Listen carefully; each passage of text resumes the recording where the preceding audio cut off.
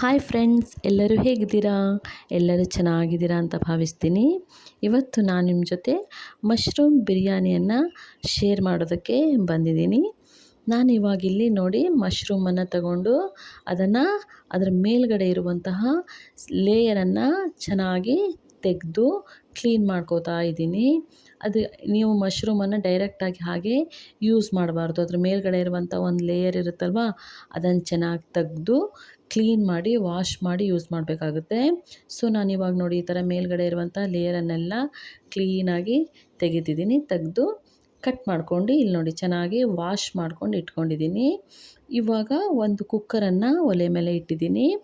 ಕುಕ್ಕರ್ಗೆ ಈಗ ಸ್ವಲ್ಪ ಎಣ್ಣೆ ಮತ್ತು 2 ಸ್ಪೂನ್ ತುಪ್ಪವನ್ನು ಹಾಕಿ ನಂತರ ಇದಕ್ಕೆ ಗರಂ ಮಸಾಲೆ ಐಟಮ್ಸ್ ಚಕ್ಕೆ, ಲವಂಗ, ಪಲಾವ್ ಎಲೆ, ಕಸೂರಿ ಮೇಥಿ ಇದನ್ನೆಲ್ಲ ಹಾಕಿ ಫ್ರೈ ಮಾಡ್ಕೊತೀನಿ.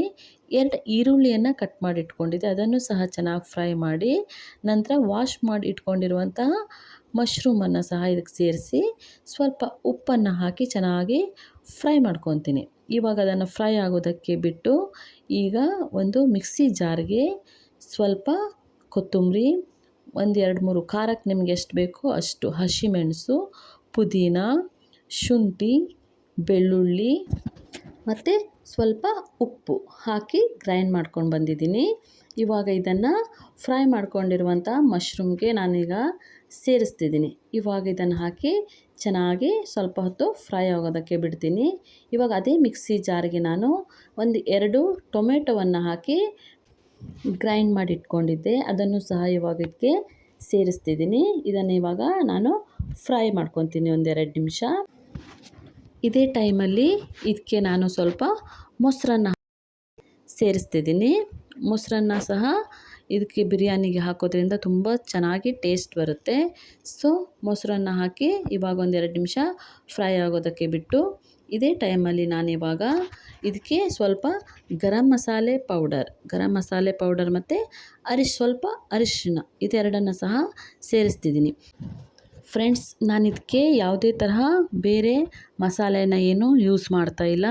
ಇದನ್ನು ಹೇಗೆ ನಿಮಗೆ ಸಿಂಪಲ್ಲಾಗಿ ಹೇಗೆ ಮಾಡೋದು ಅಂತ ತೋರಿಸ್ತೀನಿ. ಇವಾಗ ಇದಕ್ಕೆ ನಾನು ಒಂದು ಪ್ಲೇಟನ್ನು ಮುಚ್ಚಿ 5 ನಿಮಿಷ ಚೆನ್ನಾಗಿ ಎಣ್ಣೆ ಬಿಡೋವರೆಗೂ ಇದನ್ನು ಬೇಯಿಸ್ತೀನಿ. ಅದೇ ಟೈಮಲ್ಲಿ ಇವಾಗ ನಾನು 1-2 ಲೋಟ ಅಕ್ಕಿಯನ್ನು ವಾಶ್ ಮಾಡಿ ಇಟ್ಕೊಂಡಿದ್ದೆ, ಅದನ್ನು ಇವಾಗ ಇದಕ್ಕೆ ಸೇರಿಸ್ತೀನಿ.